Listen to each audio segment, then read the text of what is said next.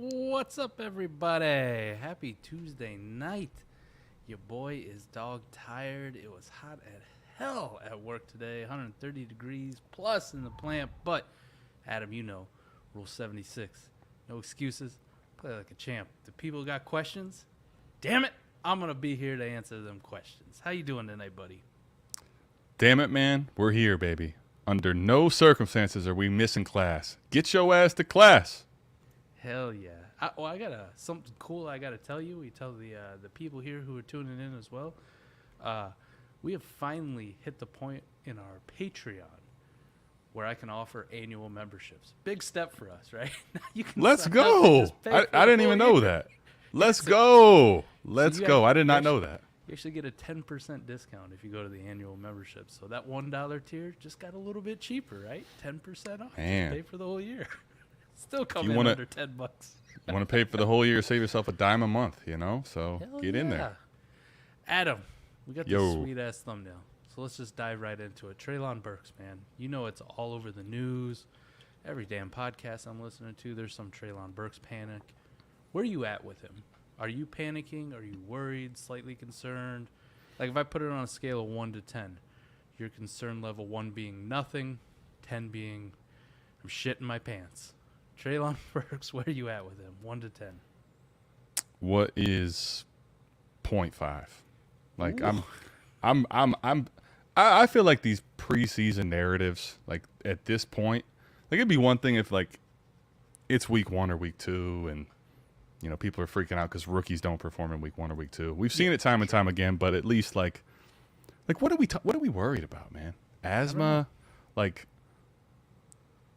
I don't know if what of this is new information. Honestly, like did he not have asthma before? Is this now all of a sudden he can't condition? Like I can't believe an SEC school never conditioned, and this has never been an issue for him before. So they drafted him really highly. I still highly believe in the talent. Like. I'm not concerned at all if I'm being truthful with you, man. There we go. I'll adjust it just for you, T-Rock. Just for you. Is that better? Am I louder? Right into it for you. How about now? There you go. How about now? All right. Yeah, I'm with you, man.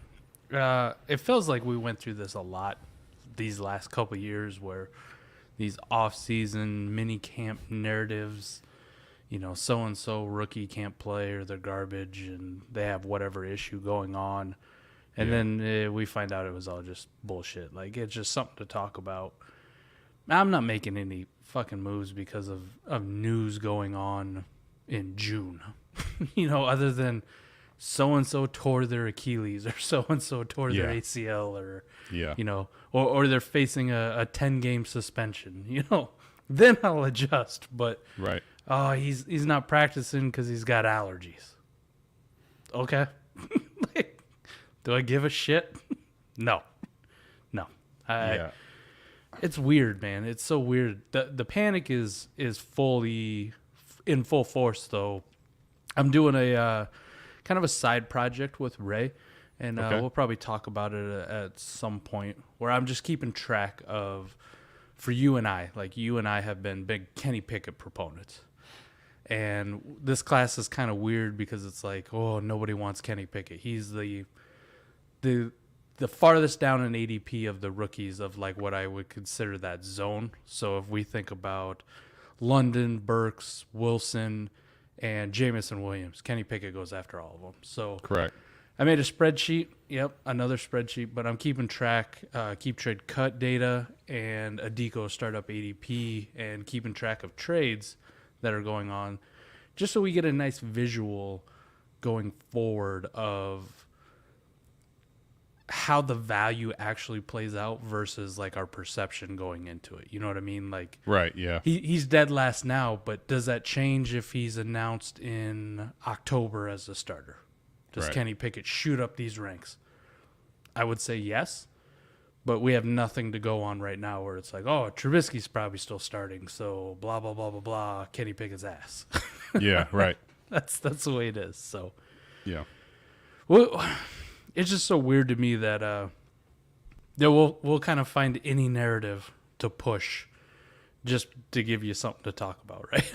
on a podcast. Hey, let's do this whole one on Treylon Burks because fuck it. Listen, I think like stuff like this though, truthfully, is some of the like narratives I feed off of for buy windows, right? Like Treylon Burks, man. If you go back and think about this, shitheads, like really think about this for a second with Treylon. 3 months ago, 4 months ago. Oh my God. Like seriously, you were looking at, if you wanted him, drafting him at 101, just based on the talent, not landing spot, none of the other shit, right? Got the draft capital. He's gonna probably take the AJ Brown role.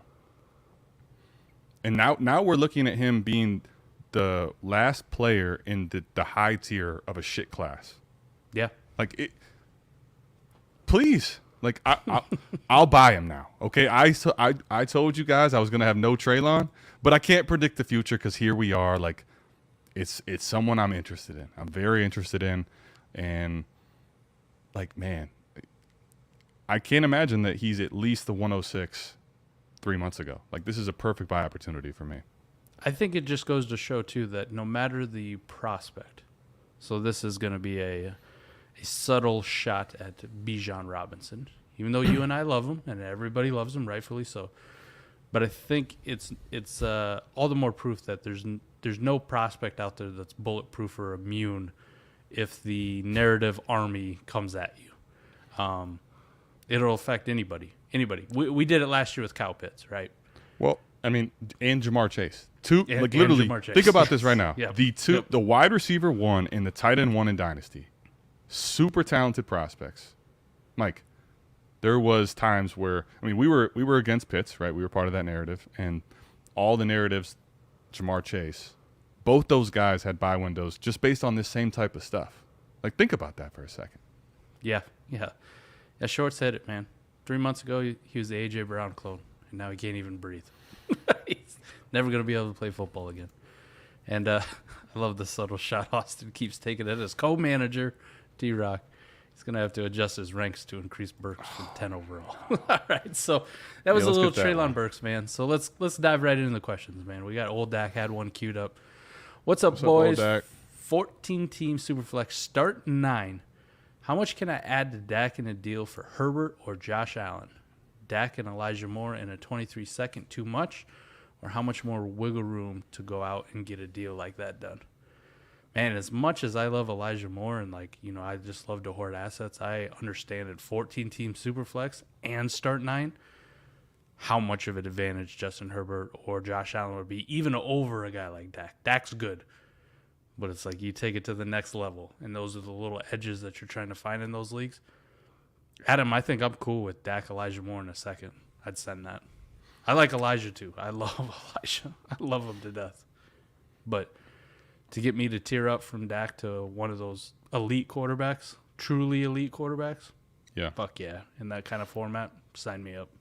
So I would say this. The 14-team thing is crazy because the quarterback values are very high, right? So one, if you can get this deal done from a value perspective, it's hard to really bake in how much Herbert and Allen are worth in a 14-team and a start 9.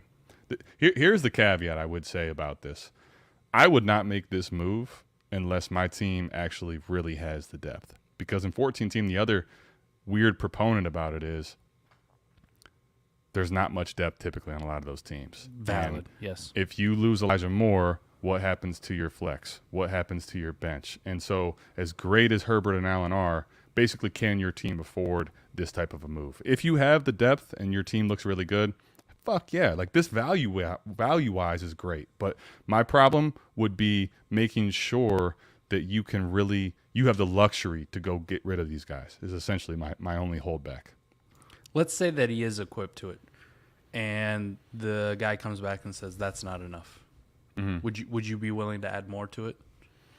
Like if you're close to a juggernaut, like I'm not saying you have to be ridiculous because it's hard to be that deep in 14-team, but if you have a really nice team, those two assets are probably worth a little overpay. Yeah, I'm trying to think though, Mike. What? Another second. What? 24. Yeah, if you could do that, I would not personally want to throw a first. Even if you were reasonably sure it was going to be late. If you're looking at the 202 in a 14-team league, if you win the whole thing. I'll tell you this: if you are truthfully going to be late, yes, Very send honest. the first. Love it. Gotta have it though. But man, I did it in a 14 team. Okay, here's 202s for Devontae Adams, and then 106, and we'll see what happens next year. Like, oh boy, like you're not gonna like that as much. Now, to be fair, Herbert and Allen, like their value's not going away, so it's not gonna be horrible, even if like those picks end up early. But like if it's late, yeah, first. Otherwise, 2 seconds I would definitely do. All right, None Your Business has got one, and he wished us a happy Tuesday. Happy Tuesday to you as What well. up, man? 12-team Superflex start 10. Lamb, Elijah Moore, and a 23 second, or Garrett Wilson, a 23 first, 24 first, and Jacoby Myers. Wilson and the 23 first for Lamb, huge smash. 24 first, Jacoby Myers, enough for Elijah Moore, and a 23 second. That's probably the question. So the way my mind works on this trade, Mike, tell me if you disagree here. Like Garrett Wilson and Elijah Moore value-wise to me, probably Garrett Wilson, but I cancel them out, right? So then I say, okay. Yep. So then I say Lamb and a second for 2 firsts and Jacoby Myers. Like that's the way I'm looking at this deal. Yeah. Man, it's a close one. Yeah. I would say I'd rather have the 23 second over Jacoby Myers unless it's a late one. If it's late, I'd rather have Myers. So for sure. 2 firsts, a 23 and a 24 first, Mike, for CeeDee Lamb. What say you on that? This is a direction picking move, though. You know what I mean? For sure. If you go to the Garrett Wilson and the package side, that's more of like, hey, my team's a year or two out, or I'm rebuilding, or whatever the case may be. I'm cool with that. And I would say the Lamb, Elijah Moore on the second side is more of a contender move. Jacoby Myers kind of being thrown into it's a little bit of like a wrench into it where it just doesn't really make sense for either one. You know what I mean? I think it's like I'm trying to get your stud, so here's an extra piece that I'm just adding to the deal. You know, in these type leagues, that's what happens. I'm gonna say this: if you want to make this deal, None Your Business for the Lamb side, like I think on the true value look at it, Lamb's a stud, start 10. I can understand it. I just never dynasty this way. Like you're never gonna see me throw in 2 firsts at a receiver. Like as much as I love CeeDee Lamb and even Justin Jefferson and Jamar Chase, like I prefer to use those assets at different places. So my mind wants the Garrett Wilson side, but like if this is what's really going to put your team over the top, I could go for it. Yeah, I think I'm going to go with Garrett Wilson in the package side, but I do understand the Lamb, Elijah Moore in the second side. Like, yeah, I'm with you. I'd be okay with that. I would also, like, if that was the side I would get, and I'd be like, do you really need Jacoby Myers from me, bro? Like, yeah, right. Can I give you like a third or something? Yep. Let me keep Jacoby Myers. Come on. Don't be an asshole. He doesn't even fit what you're trying to do here. So, yeah. Understandable. And then I guess conversely, like if I was on the side getting Garrett Wilson, the 2 firsts and Myers, and I was on a rebuild, you can keep Jacoby Myers. Let me find something else. I'd probably target. Let me get like an Alec Pierce or something like that. Let me get something young with the possibility of popping. Like a little more. I like Jacoby Myers on a contender, but I mean, I don't think he's going to have a value spike anytime soon. So no, you basically like the way if I took this package, I would just be playing 4D chess and trying to find some contender like, hey, Jacoby Myers can give you some depth. Give me something reasonable, you know? Hope that helps. Austin showed up this week to defend himself against T-Rock and our Connor slander. James Connor's ass. Sorry, Austin. Let's just get that out of the way. We still love you, but we can't lie to you. Can't do it. Let's just get that out of the way. So we got another one here for Burks. So Burks was getting compared to DK early on. His RAS is 5.75, DK is 9.96. Not nearly the athlete DK is. Yes, I agree. The one thing I always kind of question too is like we kind of got these reports. Was he being affected by this at the combine? Is that also another reason maybe he disappointed? Because I don't think there's any question when you look at the tape, man. He's fucking fast. He's fucking athletic. Well, Mike, you know what, man? Can I give you? It's interesting. Who said that? The Jacoby Myers, Jacob. The AJ Brown clone. Do you AJ know who? Brown? Yeah, who said that? I guess it doesn't really matter. Someone said he's like the AJ Brown clone we were talking Shorts. about, right? Yeah, Shorts. Yeah, Shorts said that. Okay, there you go. So look, like A.J. Brown, like, basically ran a 4.5. Mm-hmm. And he's smaller than Burks. And guess what happens with A.J. Brown? You get that man in open field. He's good fucking luck. Fuck. Good fucking luck. Like, how many long touchdowns have we seen out of this man? Like, sometimes I think the 40 is a good indicator of speed, but like I don't think it's everything. Like, I do believe that Treylon Burks plays fast. For sure. Oh, yeah. I'm not going to go like the DK thing. I think that was more like hype, but I think he's fine. I mean, 5.75 doesn't scare me off. Like, I've seen him on the football field. He doesn't look fucking slow there. So, All right. Think there's any world where I managed to turn Nick Chubb into CD plus a 23 first from the guy I'd call the least knowledgeable as far as ADP, market values, etc. Perfect person to target, and probably likes the big name with Chubb. Yes, if you can find somebody who's asleep at the wheel and just looks at names, Adam, would you send your Nick Chubb away for CeeDee Lamb and a 23 first? Yes. Sign Absolutely. me up. And I'm a running back dude too. And I'm rocking a Browns jersey. Like, this is the crowd that doesn't really want to send Nick Chubb away for a receiver. Yeah. But when you throw the 23 first in, man, it's like, yes, 10 team, please. 1 QB, half PPR, start 8. So Nick Chubb will carry a little bit more value in half PPR because the reception thing ain't so much, but I think I still want to fucking give me the CeeDee Lamb in the first. Here's the thing, though, Mike, right? So the 1 QB is gross. The 10 teams is gross. But here's the one thing about 23 for the people that have asked me for, like, one quarterback advice. Like, 23 is not propped up by the quarterbacks, really, right? Like, last year's class, okay, I don't really want these first because when you take the quarterbacks out, we were hoping the quarterbacks hit. And as we saw when they didn't hit, we got the one quarterback fucking super flex draft, right? Yep. 23 has running backs and wide receivers. So you're also getting CD. And CD, just on the value standpoint, like, for me, I'd rather have the running back, but market value tells you he's better on ADP, like, than Nick Chubb. And you're still getting that 23 first. If it's a top 5 or 6 pick, even in one quarterback, Mike, like, geesh, man, you've absolutely smashed. So even in this format, I'm still taking the other side, although it is closer than in Superflex.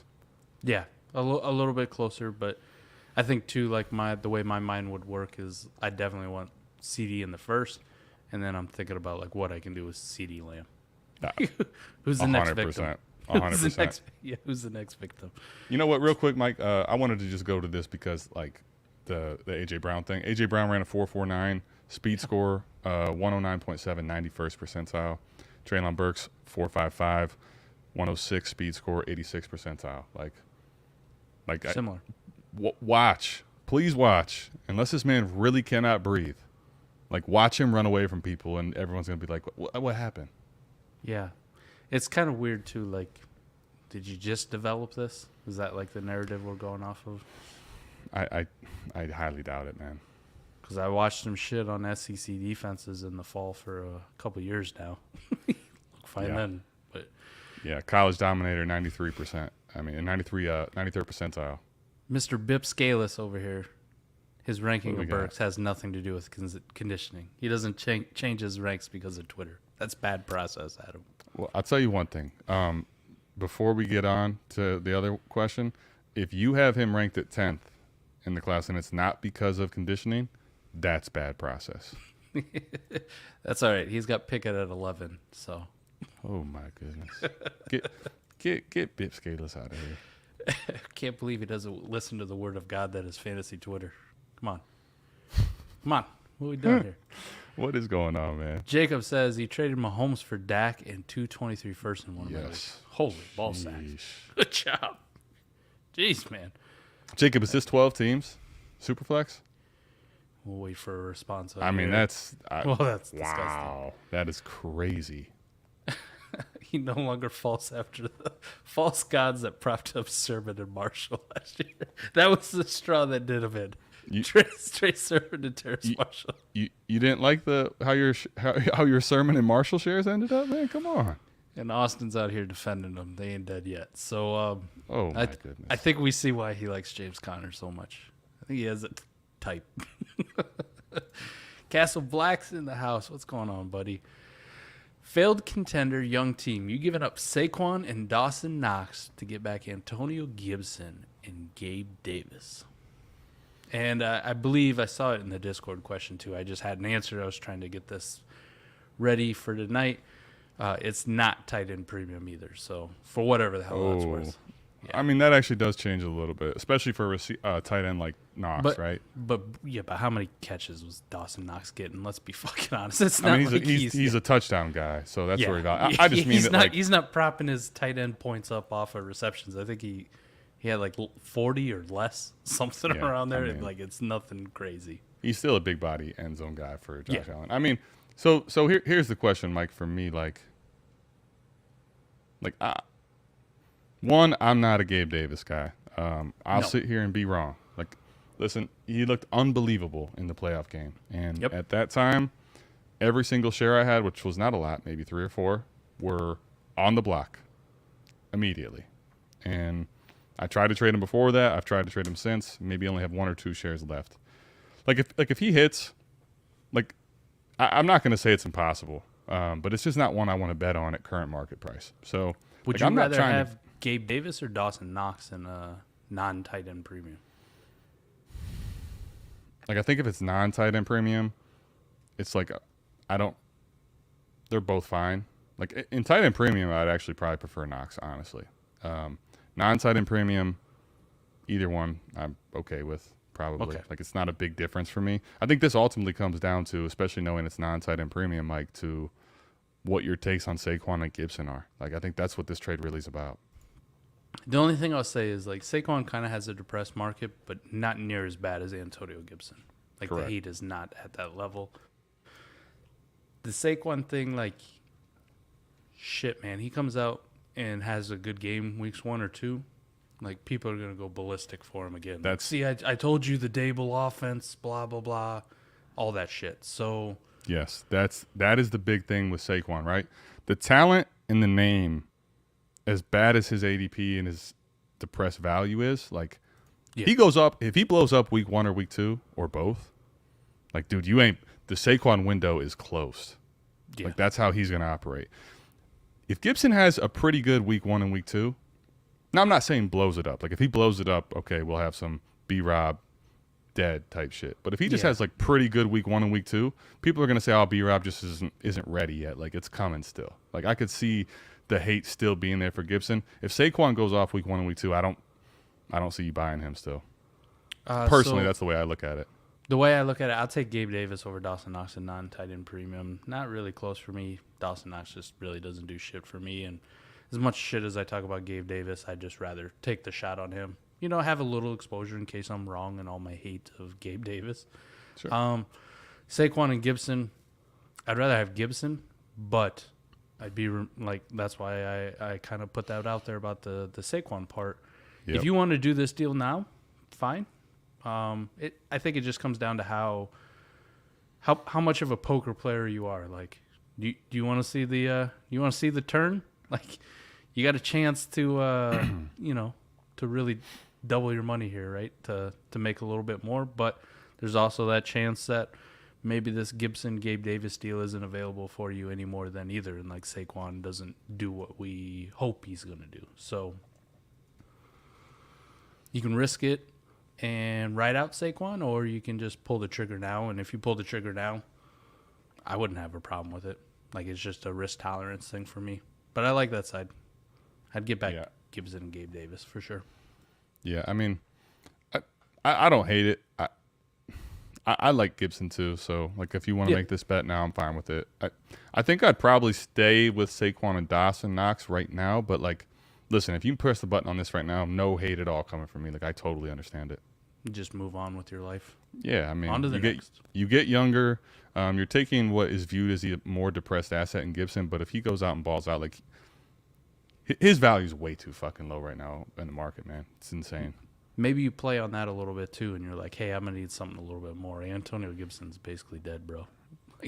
Yeah. You honestly could, and that's coming from Saquon, who's less dead, but not all the way there, He's still named Saquon. Right. T-Rock wants us to So this one's easy. Mike. No. No, Mike. Like, let's you do like what your reasons why Akers is lower than Gibson, and I'll go vice versa. I think that would be probably the thing he's looking for. No, I think we've hashed that out like a billion times already. It's kind of getting played out, ain't it? Like all this right, well, fight, this endless feud. We don't have to get too much into it, but he's asking. So shit, AMA. we were on the internet for day 3 of the draft stream. I thought we were gonna come to blows after a while. I know, but hey, listen, let's good just thing do Jay it real Rich quick. was there to moderate. Jay Rich, yeah, he eventually got in and was like, Adam and Mike, like asking questions. Go ahead, let's just summarize for him. My issues with Akers, just the simple, quick, easy ones. Offensive line is so goddamn bad, so bad, like worse than Washington's. Yeah, I think we saw that's true. That's true. It didn't matter if it was Akers or Darrell Henderson or Sony Michel. Like, it's not a talent thing for Akers, so I guess that's a little bit like a plus to him. It's just when we last saw that offensive line through the playoffs, it was woof, like so bad, and it got worse. Whitworth left, retired, said, "I'm good. He's gone. Yeah, I'm 50. I can't play anymore. I got other shit I want to do." It was a good run. Joe Yeah. Thomas type career, but it's it's thanks time. for the Super Bowl ring. Like, I'm good, man. I did everything I want. I'm not coming back and beating the shit out of myself for another year. Yeah. So that's a big concern for me. The pass catching, like, I mean, people dunk on Antonio Gibson for not catching passes, right? And we still haven't seen it even to an Antonio Gibson level from Cam Akers. So those would be my big ones. I will acknowledge, though, like the other side, I still like Akers. I just don't like him as much as Gibson. So let's not like, I'm not talking about one at RB6 and the other one at RB15 or like that shit I posted today in the Discord. Some fucking idiot's got him out there. 24, Jesus, man. But yeah, I think those are just my biggest things. Like, if I got to separate them, those are my separations. But I'll acknowledge that I think that Akers is definitely on a better offense, so more scoring opportunities, so that needs to be put out there. I just, talent-wise, I usually favor guys like Gibson a little bit more than Cam Akers. Now that he's a bad talent, the run-blocking situation, and then the pass catching. Those are my issues. Yeah, I mean, I actually hit on both of those in the, reasons to be concerned. I mean, listen, he was hit 95% of his yards were after contact, so, like, one thing you didn't hear me say was that they got better on the offensive line. Like, the offensive line's still an issue, and the pass catching thing, I think, is to me, it's I give pushback to that, but at the same time, we haven't seen it. So, like, I can't sit here and say that it's a lock that he's going to get pass catching work. I think the thing for me with Gibson ultimately is, like, I still believe in the talent, and with Gibson, I still am very in on him, way in on him compared to the market, obviously. I still have him as a top 10 back. I think my thing with him is, like, listen, I know Ron Rivera is very big on coach speak, but, like, if I'm wrong and they do give B-Rob, I don't even know what it would have to be, but an annoying enough split, and then they did bring back J.D. McKissick, and he's playing third downs, like I still believe the talent of Gibson's going to be unbelievable, and when he's utilized, he's going to be really good. But if Rivera's doing some dumb shit, like, that's my only pause on him. Literally, like, that's the only devil's advocate I can give you, T-Rock, is that he's just not utilized the right way. Outside of that, I have no concerns for Antonio Gibson. Let me just put it like that. Fair enough. All right, man. My boy Kevin, K-Bach, love him. Drake London, Velus Jones, or Tim Patrick, Devontae Smith? Oh, I think this one's pretty easy for me. Easily Drake London, man. Easily Drake London, Velus Jones, and I love Devontae Smith, man. Eagles fandom.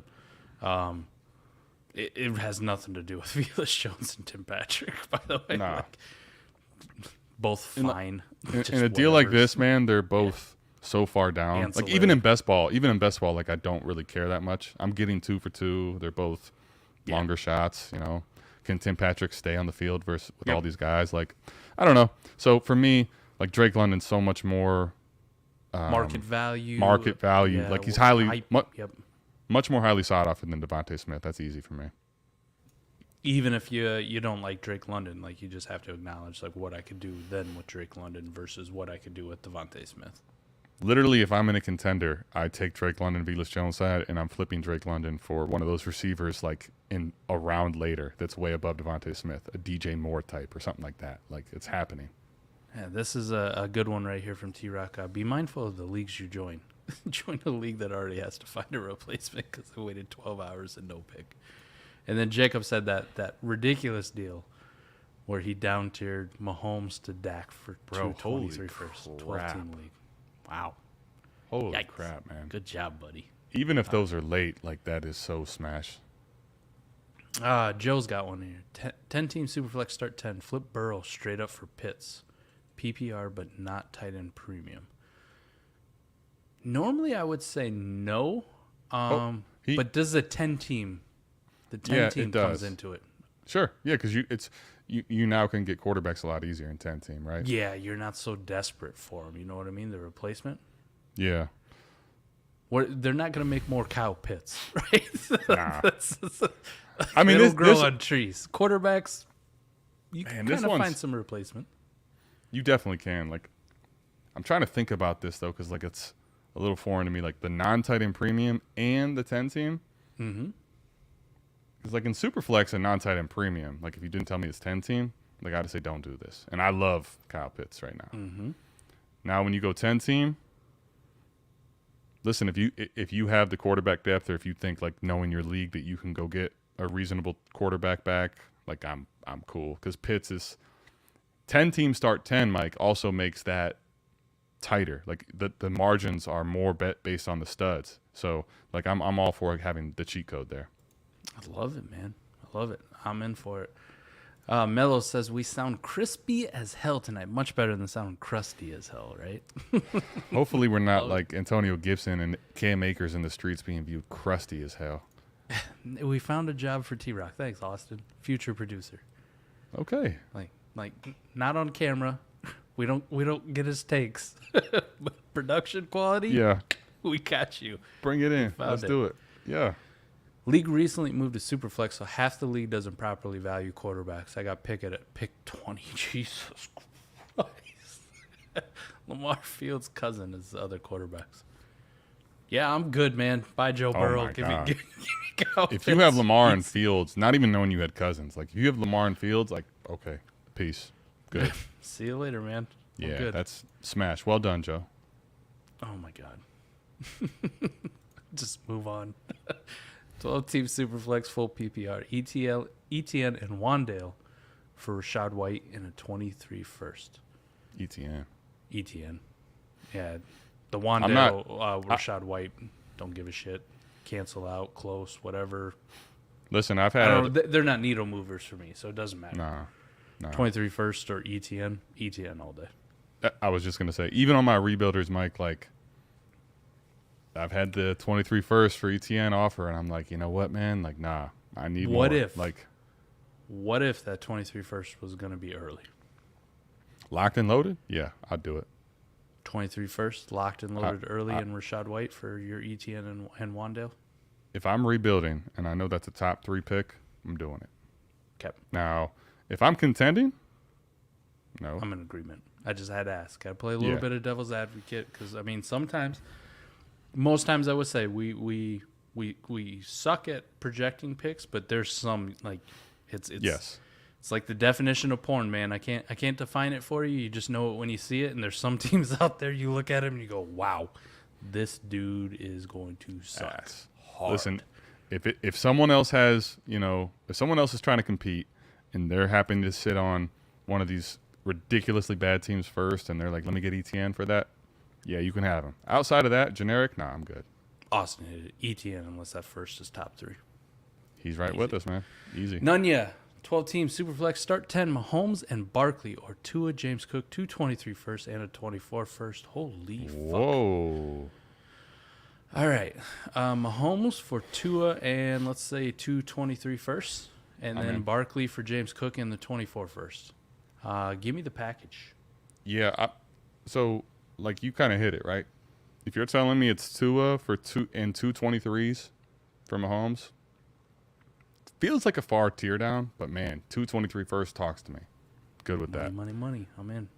And then Like, I still love Barkley, but if you're going to give me Cook and a first, and I have that Tua and those first, like, I'm also part of the reason I like these deals too, Mike, with the package when I lean there when it's close. Like, when I'm accumulating picks, like, if I'm getting 3 first, right, on top of whatever I have, like, a lot of times I know the leverage I'm going to be able to utilize that type of shit with. So it adds to the value on that side for me. Hashtag Dynasty leverage. Shout out Scott Connor. Love it. Yes, sir. Yes, sir. Give me the package there. If this is a best ball league or was a best ball league for anybody who wants to apply it, it's the package all day for me, easily. Like, I just turn them assets into something else. Even in start 10 where Mahomes is worth a lot. Jacob said that pick is likely mid to early. Man, that makes it so much tougher, but I'd have to be... What if it was just like mid? What if it wasn't like the smash early? What if it's just like mid? Like this looks like it could be early, but you're not sure. Nah, just give me Etienne. Let me ride that out and see if I get any more of a value bump on him. He's already getting one. He hasn't even fucking played yet. So that's kind of where I'm at. He comes out and gets 15, 20 points. No James Robinson. I think for me, Jacob, here, if it was mid, like I'm intrigued, but I'd need a plus. Otherwise, I'd rather just stick with Etienne. Austin says the Etienne to him would only be valued behind Bijan, Stroud, and Bryce Young, assuming they all hold you what they're projected for next year. Okay. Yeah, I don't think that's too far off. No. I mean, some people are going to throw in Jackson Smith and Jigba into that conversation. Yeah, for sure. Or Keyshawn Butte. Or I could even see Gibbs. All right, Mike. Nice name. Love it. Michael. What are your thoughts on Zach Wilson's dynasty future? What would you be willing to pay to acquire him in Superflex? Adam, you and I are both relatively bullish on Zach Wilson compared to some people. Yeah, we're higher than consensus. Some people think he's dead already. I'm not ready to write him off. I think where he's going in like the 5th round seems fair, right? Let me pull it up here. And let me just see where I think he's going in the 6th, though. Holy fuck, that low? I think so, man. I could be wrong. It may have changed, but I thought it was 6th. Let me pull it up just to be sure. I got you, bro. I got you. 507 for the last week, right after Mac Jones. So QB 19. He's creeped up a little bit. Yeah, 5th round I think is now. I'll be honest. I think in the 5th round he's more appropriately valued. I think that's correct. I'm not taking him over Mac Jones. Nah. I'm not taking him over Tua. This, I think, actually fits our rankings other than Derek Carr going at 15. Yeah, Derek Carr. I like him. You and I are bullish on him, too. But if we're talking dynasty, like... Too much. It just seems like every damn year they want to replace Derek Carr. At some point it's going to happen, right? Like, he's fine. I think he got dunked on too much. But the pendulum has swung a little bit too far on the Derek Carr where he's going in the 4th round. And I'm like, whoa, what? I love Derek Carr when he was in the 5th, bro. Not the 4th. I get it. I get it because it's like, okay, new regime came over and they like him, and now he's got more weapons. So it's like maybe he's got more shelf life than we thought. And he's always been better in football and in fantasy than like I think his name value's giving him credit for. So now that we're saying maybe like he's going to hang around for a couple of years, all right, well, I'm in. And listen, I think it's to the point where I'm out in the 4th, but like. I understand the narrative. It's just too rich for me. I would say this. He kind of feels like Kirk Cousins in a way, too, where Kirk Cousins has always been dunked on. Yeah. Just he's Kirk Cousins with hype. And then, like, even Kirk Cousins had a good year last year, finally. Like, a really good year. I mean, he's had him before, but he had a good year for Kirk Cousins. Right, right. And he's still being slept on, even though the offense is changing to like pass heavy, and all that. It kind of feels like people are just a little bit too over their skis on. Like Derek Carr can come out and have a good year and finish as QB 8, 9, 10, somewhere in there. Yeah. And then like next year, people will be like, he's still Derek Carr. Old, back to the 5th round, back to the 6th round. Like I don't really want to pay a 4th round startup pick for that right now. So 100% on Derek Carr. Now, Mike, to get to your question, Michael, on Zach Wilson. So, QB 19. Nice. I think that's right. Like, nice. Man, honestly, though, okay, Mike, what are you paying? Are you paying a 23 first and second for Zach Wilson? First and second? No. I'm going to try to sell it on just a 23 first. Fully agree. Unless like add him in like a best ball league.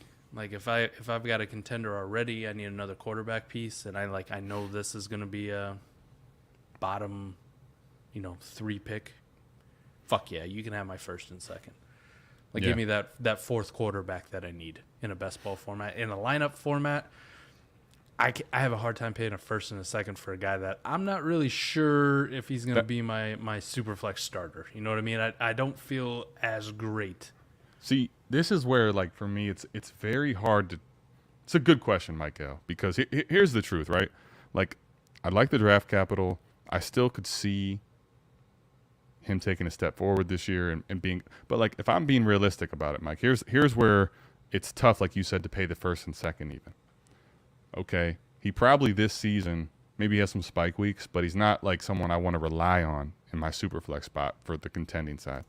And then even if you're saying, like, I want him for the future, not necessarily for the contending right now, like, I like the prospect. I still think he could be good. But, like, if he doesn't start to hit this year after they drafted Garrett Wilson and he has another down year, like, he's not that secure. So it's like I really want it to happen. I'm still in on him. I've drafted him plenty of spots at value.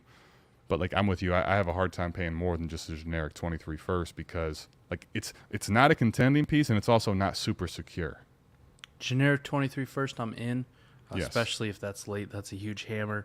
And in terms of 22, like, and also, like, players that go with it, I'd take him over Kenny Pickett. I would, too. Actually, let me check and make sure I have that still. I'm pretty sure we both did pretty easily. I thought we did.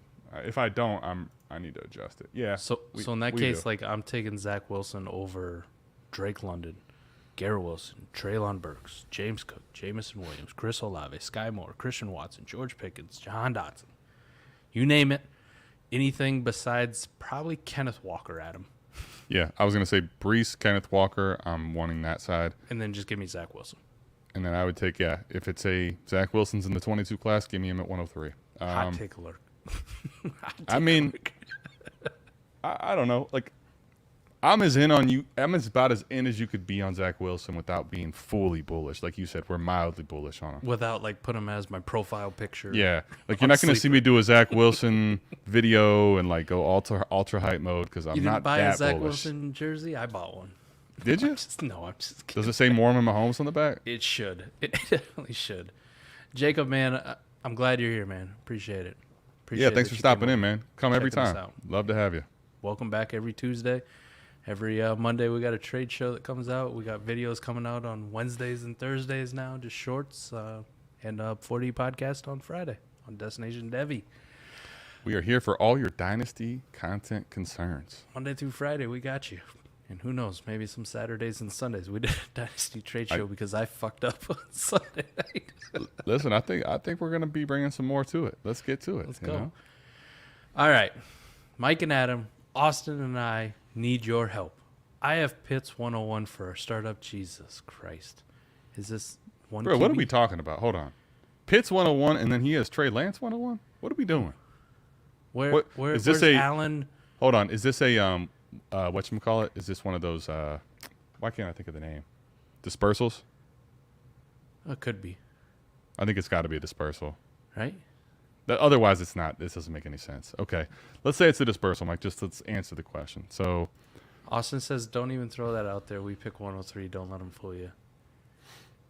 And Austin says, there's too much context needed for the 101 because it's a dispersal, not a startup.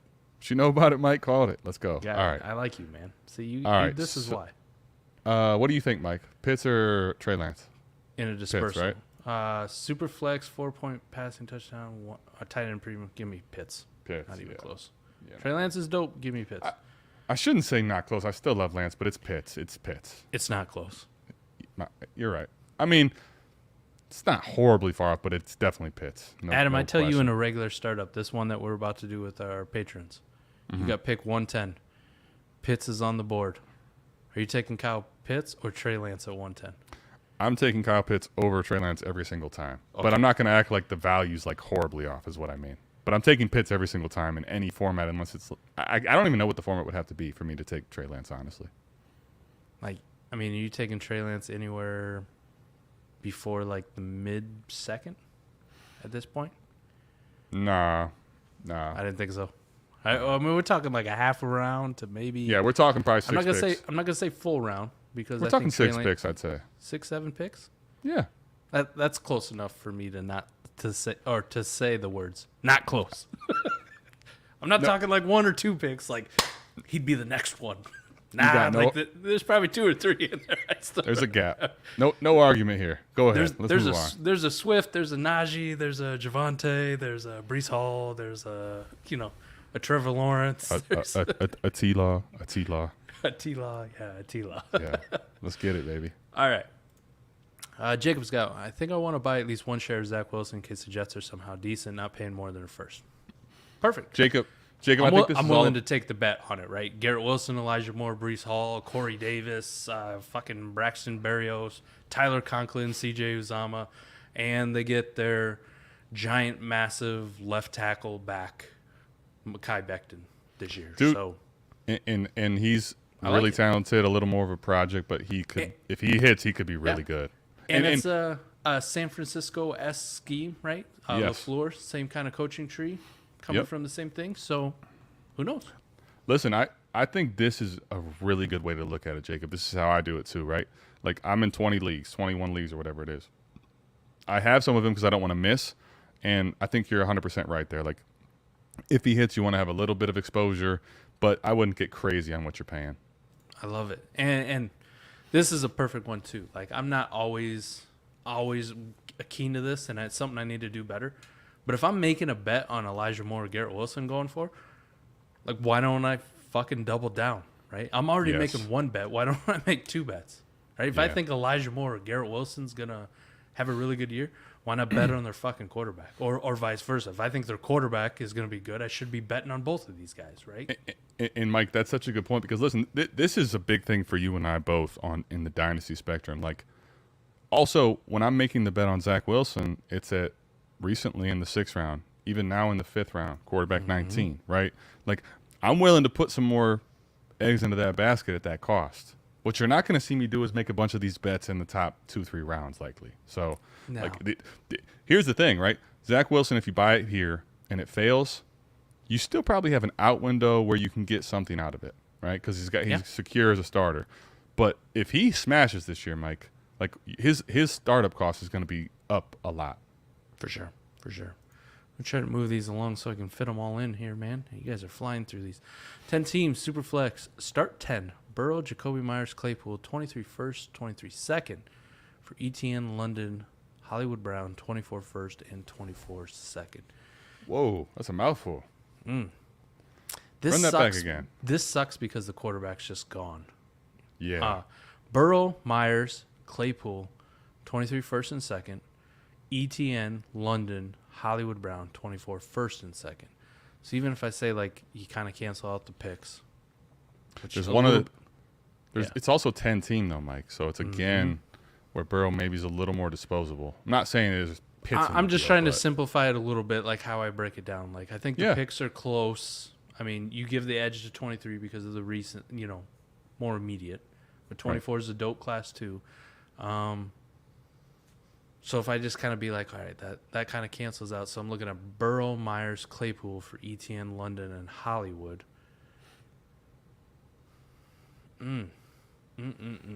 Burrow over Etienne. Yep. But London over Myers and Hollywood over Claypool. Yeah. By a fuck ton. Yeah.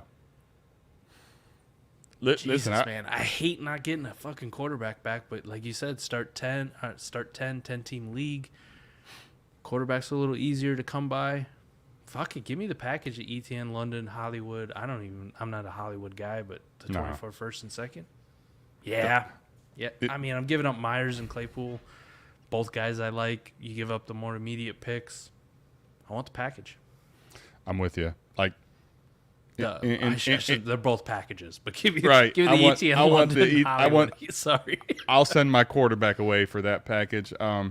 I think the thing is, too, here, like in the start 10, the reason I'd lean that way, Mike, is because Etienne, London, and Marquise Brown, even though we give Marquise Brown some shit, like Marquise Brown's a fine flex starter, even in start 10, right? Like I'm getting 3 legitimate pieces that can make my start 10 lineup. And if it's a 10-team league, like I probably can find a quarterback to get rid of the Burrow at this cost. For sure. Give me the Etienne, Bart.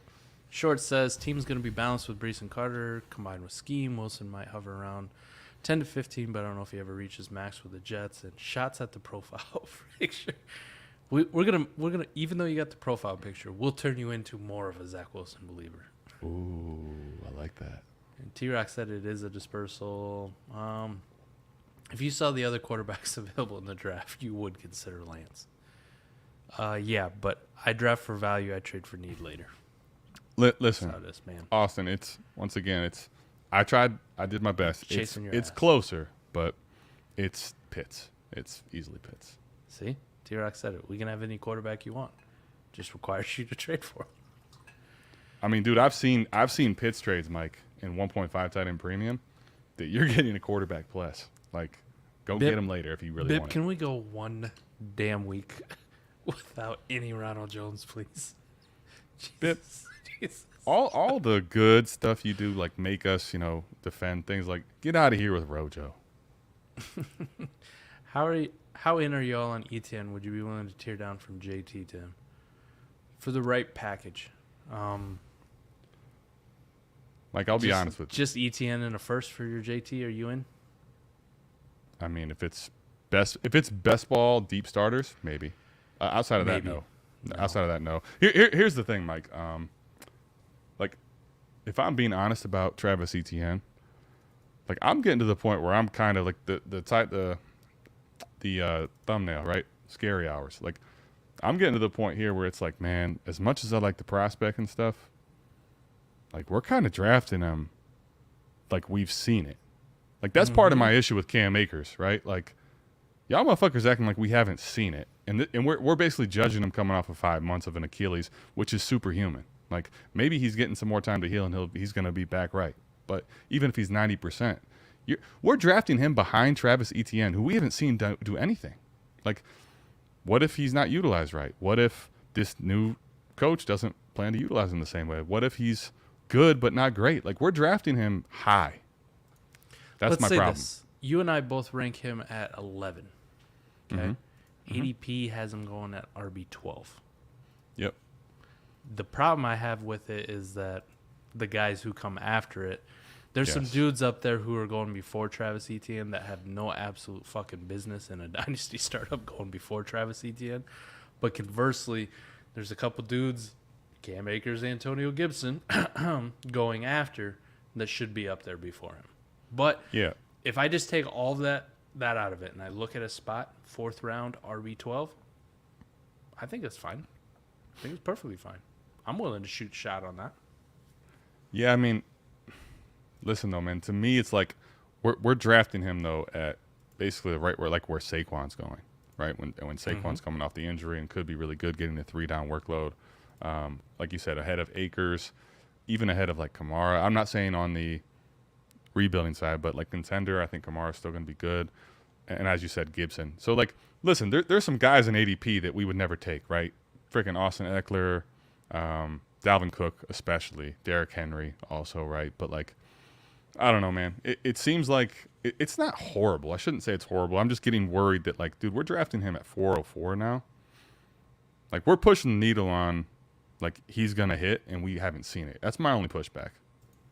That's fair enough. I think some people are getting a little bit too far over their skis, but I just haven't seen enough for ADP for me to worry yet. Like, there was a time where he was very depressed, and then he climbed up into the 3rd round at one point. I vividly remember that, and I was like, whoa, what the fuck are we doing here? And then he kind of settled back out a little bit again, and it kind of seems like he's on that rise again. Like, I'm seeing more and more stuff. ADP's not reflecting it yet. Like the Twitter hype, the Discord hype, some of the deals we've seen for him, I think are a step ahead of ADP. Like, if ADP catches up to what I perceive the hype is on Etienne, I'm fully with you. Like, whoa, pump the brakes here, boys. But he's still right in that range where it's like, okay, I get it. I understand. I think, I don't know, man. Like, this is something that we do in Dynasty, and just in fantasy football in general, right? It's like we've seen somebody maybe not look crystal clear and great, right? But so we pause on Gibson. We pause on Akers, right?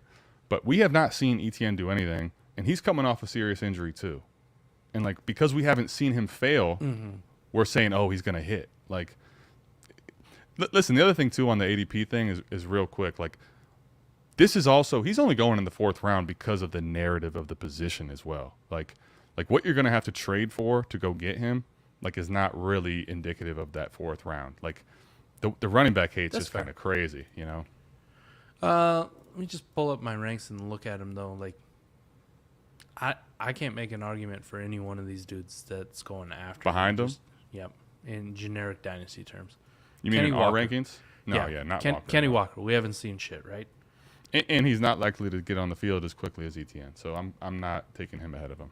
Kamara's dope for a contender, but you have the age and you have the suspension concerns. Correct. Eckler, reduced workload, age. No. J.K. Dobbins, serious knee injury. Not a pass catcher. Nick Chubb, no Watson, not a pass catcher. Dalvin Cook, age, injuries. Aaron Jones, age. Josh Jacobs is Josh Jacobs. Montgomery is Montgomery. I don't disagree with you there. Like, rankings wise, he's a 11. I don't think it should change at all.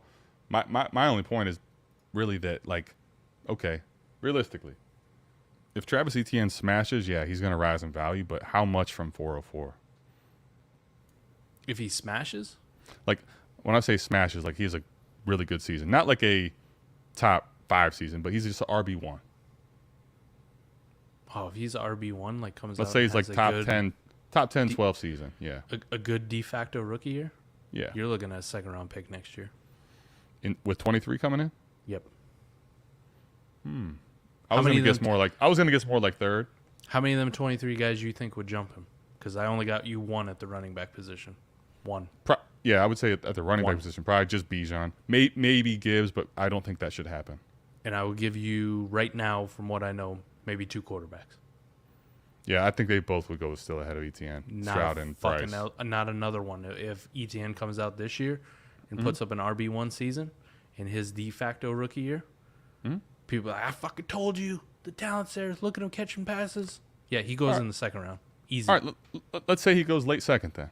Right? Yep. Let's say that. Okay, so you're looking at he gains a round of ADP value probably. Like, he's early 4th now. Like, he gains a full round, let's say. Yep. Okay. That's if, like, it kind of all hits right for him. Like, I don't think we're peeking in when we take him there. Like, what if he's, like, shows some flashes, but he's not right coming off that list rank, and he's had, like, 3 good games, and he's RB, like, 20-something. Like, he's going to have a gross narrative going into it the following year. I'm just saying we're only accounting for the ceiling right now at taking him at that spot is where I'm starting to push back. For sure. But even if he doesn't, like, if he hits RB15, RB16, I think he still goes in the same spot next year. He might, but it's also like I'm telling you, man, when it gets to year 3 and we haven't seen it fire, in Dynasty we get so freaked out. Like, we can't let it slowly happen ever for these guys. Understandable. But I just look at the other guys who are going to fall off and die, right? Chubb will be another year older. Cook. Chubb will die. Henry. Cook. Barkley. McCaffrey possibly. McCaffrey. Mixon. Eckler. Like, all these dudes are possibilities just to fall below him, and he's just going to stay in the same spot by default.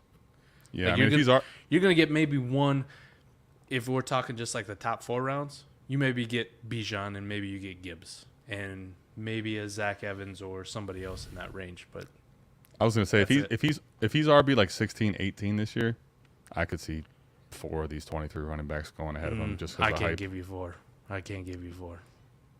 Really? No. Cam Akers has understandable, but he fell really far, man. He's come. It's a serious injury, but we've seen him do it. Etienne has a serious injury, and we haven't seen him do anything. This is my biggest problem with 23.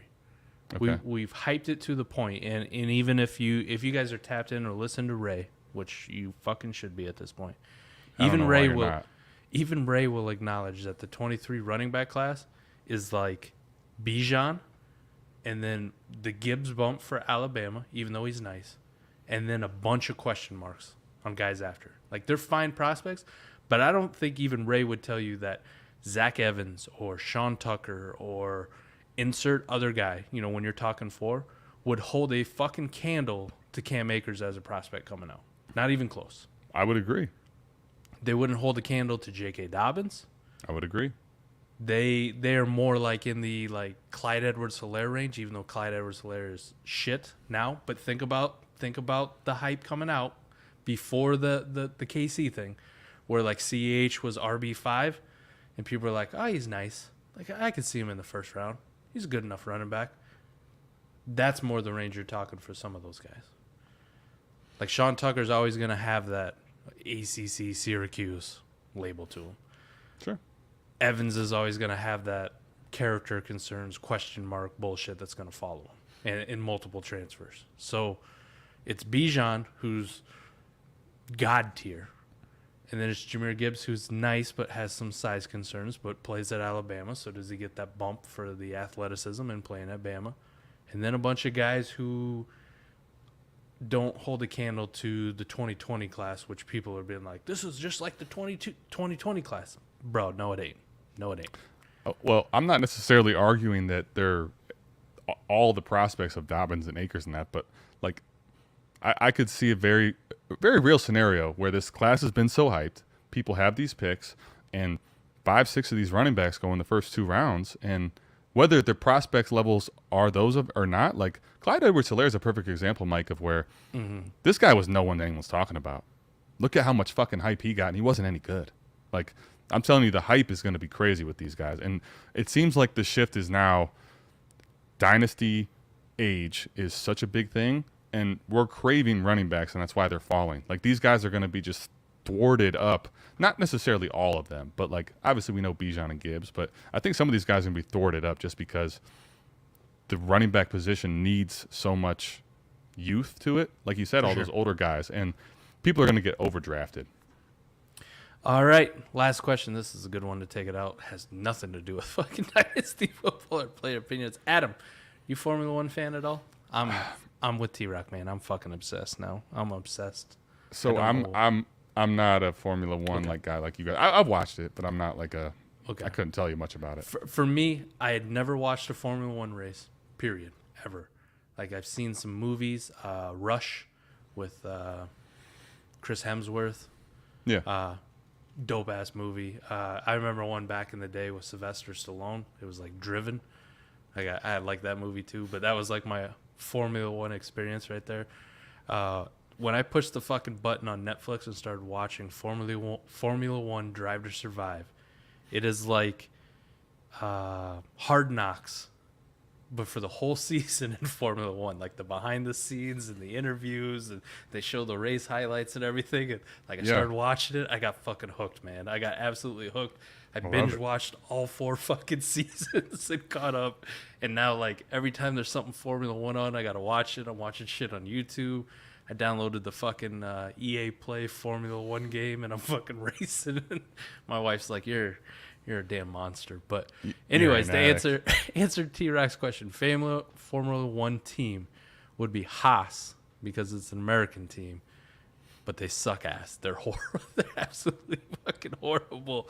And then favorite driver, I'm going to go with Max Verstappen or Red Bull. Red Bull would probably be my second favorite team just because I hate Mercedes. Because Mercedes, Adam won it for 8 straight years.